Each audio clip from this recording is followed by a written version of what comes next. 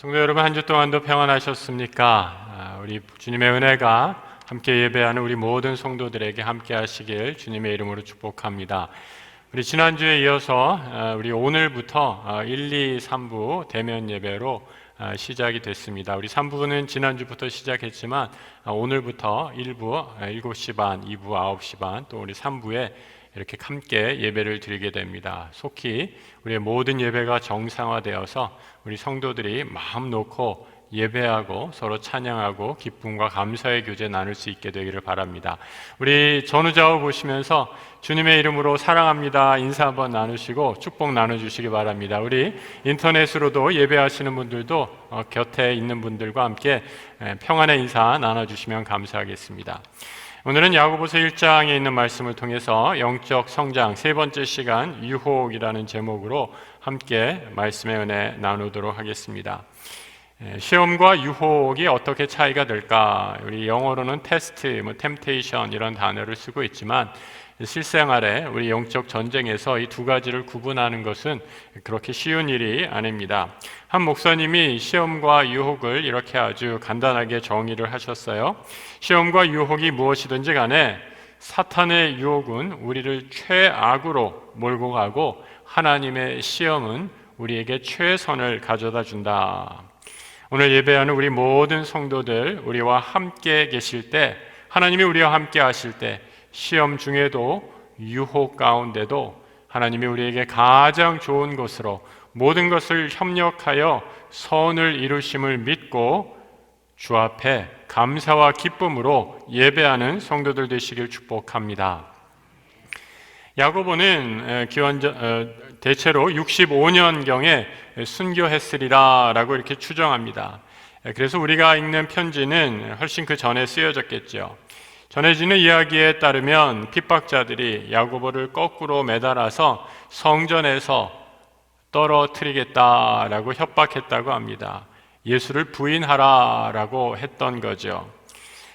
하지만 야고보의 믿음을 꺾지는 못했습니다. 고문하고 때리고 신앙을 버리라라고 얘기할 때 야고보는 형님 예수처럼 아버지 저들이 저지르는 짓을 모르고 저럽니다. 저들을 용서하여 주십시오 라고 이렇게 기도하며 순교했다고 합니다. 순교하기 전에 남긴 서신, 오늘 우리가 읽은 야고보서시죠. 야고보서입니다. 박해로 흩어진 믿음의 형제 자매들에게 쓴 편지이죠. 여러분, 우리도 오늘 다 흩어져 있지 않습니까? 코로나로 인해 모이지도 못하고 또 많은 분들이 인터넷으로 각계 삶의 자리에서 예배드립니다.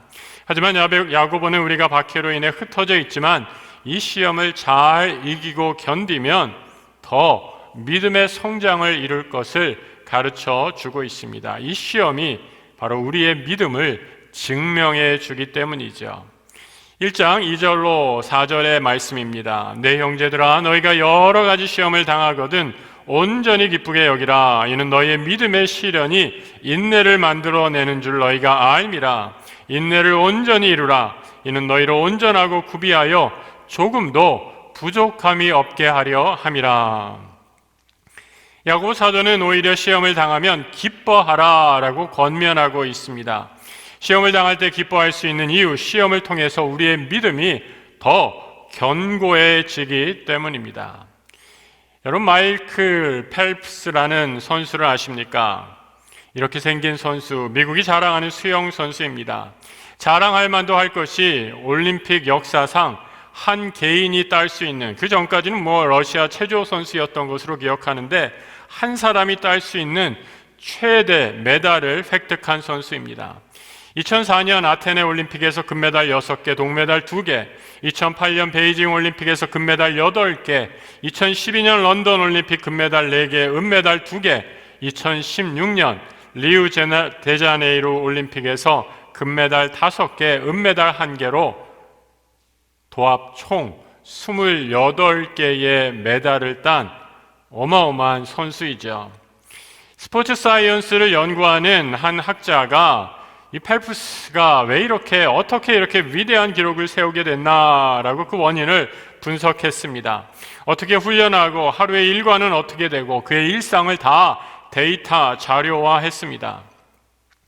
펠프스의 일상이 다른 국가 선수들과 별로 큰 차이가 없었죠. 당연합니다. 같은 코치, 같은 프로그램 밑에서 일상을 보내니 그러했죠. 더 놀라운 것이 있었습니다. 올림픽 국가 레벨이 아니라 여러분 동네에서 좀 수영 좋아하는 사람들, 클럽이다, 동호회다라는 이름으로 아마추어들 중에 좀 수영을 잘하는 사람과의 하루를 비교해 봤을 때 별로 큰 일과에서는 차이가 없었다라는 거죠. 그런데 더 놀라운 것을 발견하게 됩니다. 하루 일과를 보면 펠프스와 아마추어의 차이가 별로 없었지만 이 시간을 좀 늘려가지고 한 달 단위, 1년 단위로 늘여놓고 보았을 때 엄청난 차이가 있는 것을 발견합니다. 펠프스는 그야말로 비가 오나 눈이 오나 명절이나 휴일에나 늘 하던 매일의 훈련량을 변함없이 채우는 아주 성실한 선수였다라는 거죠. 반면에 다른 선수들 이런저런 이유로 빠졌습니다. 휴일이어서 빠지고 명절이어서 거르고 코치가 시키지 않으니 안 나가고, 하지만 펠프스는 달랐다라는 거죠. 코치가 시키는 기본적인 훈련량을 다 채우고도 따로 자기가 늘 하던 훈련의 루틴을 매일매일 하루도 거르지 않았습니다. 펠프스의 성실함은 베이징 올림픽 때 진가를 발휘하게 되죠. 여러분, 이 펠프스가 가진 장기 중에 하나가 빠른 반응 속도로 이 출발 신호가 울리면 물속에 들어가는 이 반응 속도라고 합니다. 엄청난 스피드로 물속으로 다이브를 해가죠. 그런데 베이징 올림픽에서 땅 소리가 났는데 물속으로 들어가는 순간 펠프스의 물안경이 벗겨지게 됩니다. 여러분, 올림픽 수영은 이 100분의 1초 단위로 승패가 왔다 갔다 하는 거 여러분들 잘 아시지 않습니까? 물안경이 벗겨지니까 보이지가 않죠. 어떻게 합니까? 수영 선수들이 이렇게 스트로크를 하면서 바닥에 그려진 그 라인을 따라서 쭉 갔다가 직선으로 갔다가 와야 되는데 눈이 나쁜 펠프스가 물안경이 벗겨지니까 아무것도 보이지 않는 것입니다. 순간적으로 당황했지만 침착하게 마음의 눈을 뜨고 훈련하던 대로 마음속으로 그린 선을 쭉 그리고 훈련했던 것처럼 수영을 해갑니다. 스트로크 자세를 조금도 흐트러뜨리지 않고 힘차게 발차기를 해나가면서 결국 금메달을 목에 걸 수 있었죠.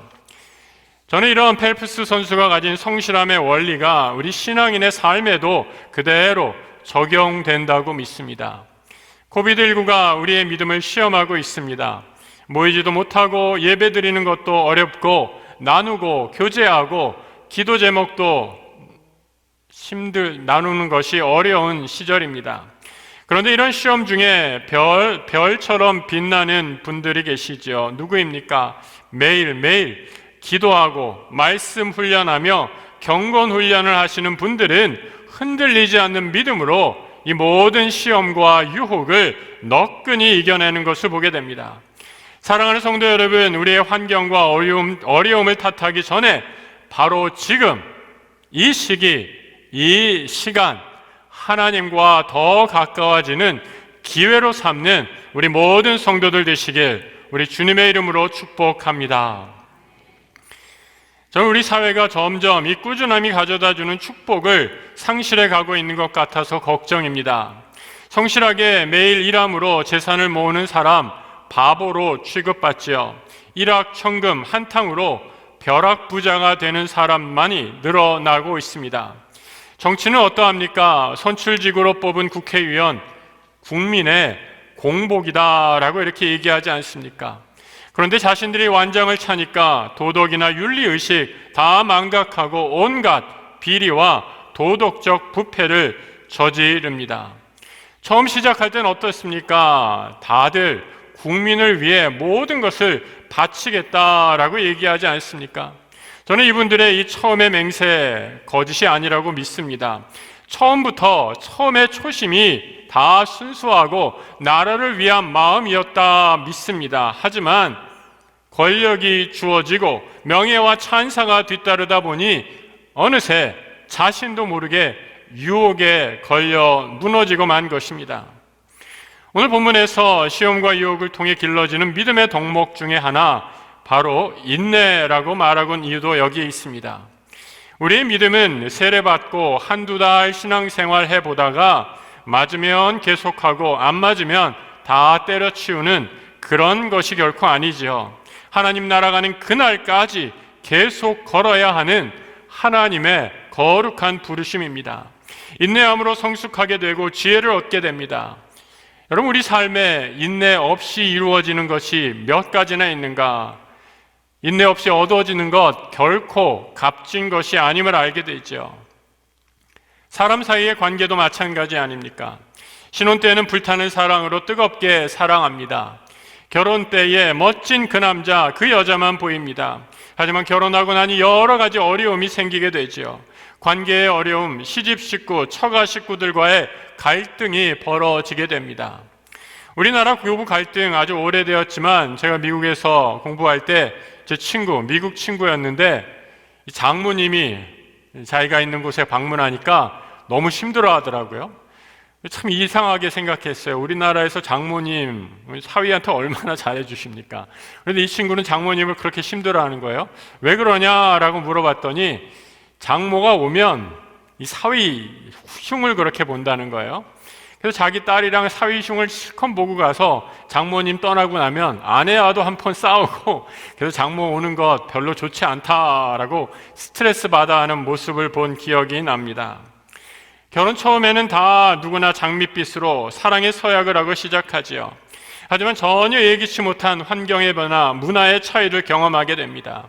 한눈 팔지 않고 다짐하고 죽음 외에는 어떤 것도 갈라놓지 못할 것이라고 다짐합니다. 그런데 무엇이 이들의 다짐을 흔들어 놓고 금을 가게 한 것일까?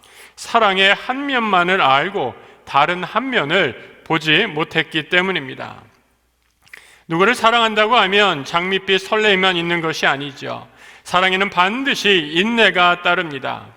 제가 그래서 결혼 주례할 때마다 언급하는 구절 중에 하나가 있죠. 바로 사도 바울이 말한 사랑의 정의입니다. 세상 사람들은 사랑이 눈물의 씨앗이다라고 이렇게 말하지만 바울은 사랑의 첫 번째 정의를 무엇이라고 얘기합니까? 사랑은 오래 참는다라고 말하죠. 야고보 사도도 시험을 만날 때 시험을 이기는 중요한 덕목이 바로 인내, 오래 참음이다 말합니다.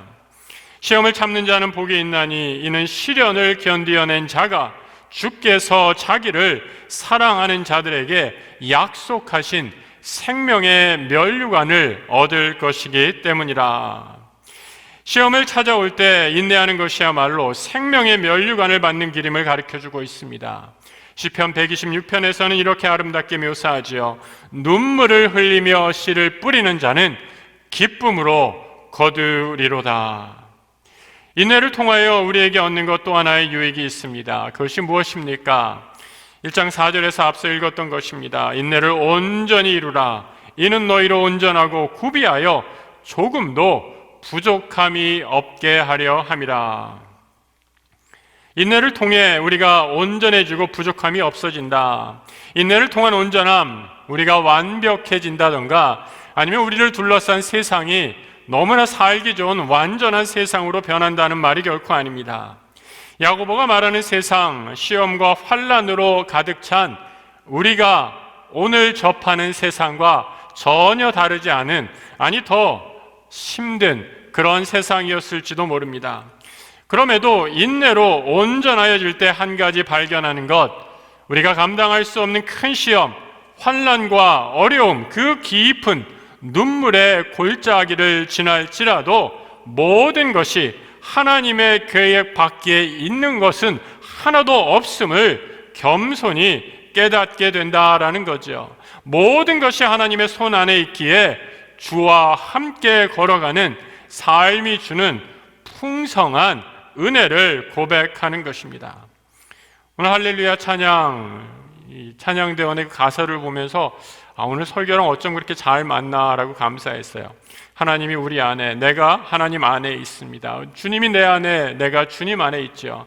또 우리 주님은 내 앞에, 내 뒤에, 내 옆에, 내 곁에 계시고 내 위와 내 아래 사방 모든 곳에서 나와 함께 지키시고 함께 하십니다. 그래서 시험을 견디는 힘은 바로 신앙의 성숙을 의미하지요. 성경의 인내란 그냥 참고 수동적으로 어금니 상하도록 이를 악물고 견디는 것이 결코 아닙니다. 이것은 더 큰 것을 바라보며 위의 것을 소망하며 하나님의 소망 안에 믿음의 길을 걸어가는 것을 의미하죠. 사랑하는 성도 여러분, 지금 시험 중에 있으십니까? 유혹으로 마음이 번잡하십니까? 믿음으로 인내함으로 영적 성장을 이루시고 하나님께서 허락하신 풍성한 열매를 이루시기를 축복합니다. 야고보는 시험을 참는 자에게 주는 하늘의 복을 말씀하죠. 단순한 행복의 감정 그 이상입니다. 시험을 참는 지금 당장은 고통스러운 경험이죠. 하지만 이를 인내함으로 견딜 때 하나님이 내리는 축복이 기다리고 있습니다. 지금 편할 것 같아서 유혹에 빠져 지혜와 진리와 생명의 길을 포기하면 어리석은 자입니다. 지금 고생하더라도 유혹을 견디며 앞으로 받을 생명의 면류관을 바라보고 나아가는 것이 지혜자의 삶이죠. 영광의 미래를 바라보며 현실의 유혹을 견디는 것도 축복의 하나라고 얘기할 수 있습니다. 시험에 인내하며 또 하나 기억해야 할 것이 무엇인가? 이 시험 하나님께로부터 오는 것이 아님을 분명히 밝히죠. 하나님은 우리를 결코 시험하는 분이 아닙니다. 우리가 받은 시험, 나의 욕심과 이를 이용하는 사탄의 합작품일 뿐이죠. 이때 가장 적합한 단어가 바로 유혹이 아닌가 생각합니다. 오늘 본문 1장 14절의 말씀이죠. 오직 각 사람이 시험을 받는 것은 자기 욕심에 끌려 미혹됨이다 라고 말합니다.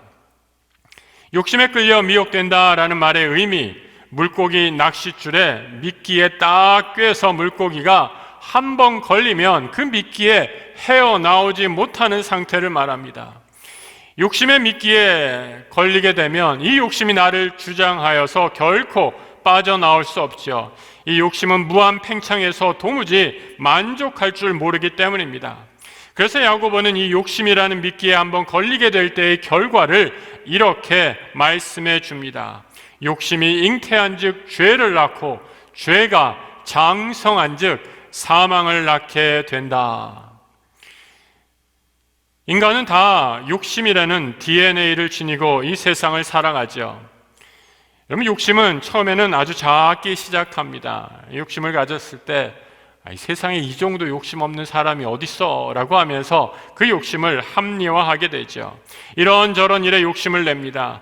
그런데 이 욕심을 잘 제어하지 못하면 점점 자라나서 커져 걷잡을 수 없이 성장하게 되죠. 이 욕심이 커져 탐욕에 이르게 되고 이 탐욕은 죄에 빠지는 결과입니다. 죄라고는 전혀 생각지도 않았는데 나의 작은 욕심이 자라나 죄가 탄생하게 된 거죠. 죄의 속성, 옳고 그름을 판단할 수 없다라는 겁니다. 잘못된 길인 줄 알면서도 멈출 능력을 상실한 상태이죠. 그래서 죄에 빠진 인간이 마지막 이르게 되는 종착점, 사망이라고 말씀합니다. 야고보는 안타까운 마음으로 이렇게 말씀하지요. 내 사랑하는 형제들아, 절대로 이 죄의 유혹에 넘어가 속지 말아라 라고 말씀합니다. 하나님은 우리를 시험하고 시험에 빠지게 한다는 잘못된 생각에 속지 말라라고 말씀합니다. 하나님 우리에게 가장 좋은 것을 허락해 주시는 분임을 기억해야 합니다. 야고보가 다시 성도들에게 가르쳐 주시는 하나님, 그 하나님은 어떤 분이십니까? 오늘 17절의 말씀입니다. 같이 한번 읽어보죠. 온갖 좋은 은사와 온전한 선물이 다 위로부터 빛들의 아버지께로부터 내려오나니 그는 변함도 없으시고 회전하는 그림자도 없으시니라. 온갖 좋은 은사, 하늘의 선물 다 위로부터 옵니다. 위로부터 온다. 이 땅에서는 구할 수 없는 것이지요. 그런데 사탄이 우리에게 거짓으로 말합니다. 세상에 얼마나 좋은 것으로 많은데 세상에 이 많은 것에 이것을 추구하면 이 세상의 많은 것이 너에게 만족을 가져다 줄 거다라고 이렇게 유혹한다라는 거죠. 이 유혹에 노라고 답할 수 있어야 합니다. 온전한 선물 이 땅에서 구할 수 있는 것이 아닙니다. 오직 하늘에서만 나는 거지요. 여러분, 요즘에 식당 가보면 반드시 표기하는 것이 있지 않습니까? 원산지 표기입니다. 꼭 의무적으로 공지해야 합니다. 음식물 원산지 표기, 요즘에 이렇게 식당 가보면 정말 전 세계에서 오는 음식 우리가 다 먹고 있는 것을 보게 됩니다. 벨기에에서 온 돼지고기, 노르웨이산 고등어, 아프리카 세네갈산 갈치까지 식탁에 오르는 세대입니다. 아무리 멀리 있어도 좋은 것, 먹고 싶은 것 있으면 지구 반대편에까지 가서라도 찾아올 수 있는 시대입니다. 그런데 하늘의 은사, 하늘의 선물은 노력해서 얻을 수 있는 것이 결코 아니죠. 하나님께서 주시는 신령한 선물이기 때문입니다. 이 신령한 은사, 하늘의 선물을 누리며 이 사람이 날마다 부르는 찬양이 무엇입니까? 여호와는 나의 목자시니 내게 부족함이 없으리로다 라는 찬양 아닙니까? 하늘의 선물, 이 세상에서 얻을 수 없는 변하지 않으시고 회전하는 그림자도 없으신 그분이 나를 사랑하시기에 하늘로부터 내리시는 선물로 내게 부족함이 없다라는 찬양이 절로 나오게 되는 거죠. 오늘 야고보 사도는 마지막 절에서 우리가 유혹을 이길 수밖에 없는 이유가 무엇인지 이렇게 가르쳐 주고 있습니다. 그가 그 피조물 중에 우리로 한 첫 열매가 되게 하시려고 자기의 뜻을 따라 진리의 말씀으로 낳으셨다 말씀합니다. 창조도 되시고 온갖 좋은 것, 하늘의 선물로 축복해 주시는 하나님, 우리를 첫 열매가 되게 하셨습니다. 첫 열매가 무엇인가? 구원받은 성도가 거듭난 것을 말해주고 있죠. 온갖 시험과 시련 중에서도 믿음을 지켜 하나님의 구원을 체험한 성도, 이전과 다른 새롭게 태어난 새 생명의 존재들입니다. 죄와 욕심에 미혹되어 사망에 이를 수밖에 없는 사람에게 사망이 종착역이었는데 하나님 우리에게 빛을 비춰주십니다. 말씀의 빛, 진리의 빛, 생명의 빛으로 우리의 삶을 비칠 때 내 참 모습을 보고 나서 하나님께로 돌이키게 되는 거죠. 바로 회개의 역사가 일어난 것입니다. 야고보는 이렇게 거듭남의 축복을 말씀해 주고 있죠. 자기의 뜻을 따라 진리의 말씀으로 우리를 낳으셨다 선포합니다. 출산의 경험이 있으신 여성들, 여러분 얼마나 고통스러운지 잘 아실 것입니다. 이전에 무통분만주사라는 것이 없었을 때 어떻게 아이를 낳으셨나요? 상상이 되지 않습니다. 하지만 무통분만주사를 맞아도 통증이 완전히 사라지는 것은 아니죠. 해산의 고통은 해산 후에도 계속 남아있게 됩니다. 하나님 우리를 진리의 자녀로, 빛의 자녀로 해산의 고통을 마다하지 않으시고 낳으십니다. 하나님이 우리를 진리의 말씀으로 낳으시기 위해 치른 해산의 대가, 바로 십자가입니다. 우리 주님이 십자가에서 피를 흘리는 고통을 감내하시고 몸을 다 씻기시고 나를 위해 대신 죽음을 당하신 것입니다.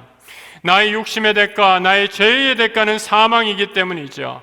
주님께서 십자가에서 나를 위해 죽으시고 사망의 고통을 대신 감당하심으로 우리는 새 생명을 얻은 진리의 자녀로 새 생명을 얻을 수 있었습니다. 하나님의 자녀는 나를 파멸로 이끄는 모든 유혹과 시험을 인내로 이기는 생명의 자녀들입니다. 영원한 상급을 바라보며 욕심을 다스리는 지혜로운 빛의 자녀들입니다. 비록 시험과 유혹을 만날지라도 하늘의 신령한 은사를 붙잡고 승리하며 날마다 믿음의 성장과 성숙을 도모하는 생명의 자녀들입니다. 오늘 함께 예배하는 우리 모든 성도들이 예수의 생명의 이 은혜가 넘치시기를 우리 주님의 이름으로 축복합니다. 함께 기도하겠습니다. 하나님, 모든 시험과 유혹을 이기게 하여 주옵소서. 주님 베푸신 사랑 중에 인내하게 하시고 영원한 하나님 나라를 바라보며 믿음의 길 걸어가게 하옵소서. 매일매일 꾸준한 신앙의 성실함으로 조금씩 성장하는 성숙한 주의 백성 되게 하여 주옵소서. 십자가의 자신을 아낌없이 내어주심으로 우리에게 새 생명을 허락해 주신 주 예수 그리스도 이름으로 기도드립니다. 아멘.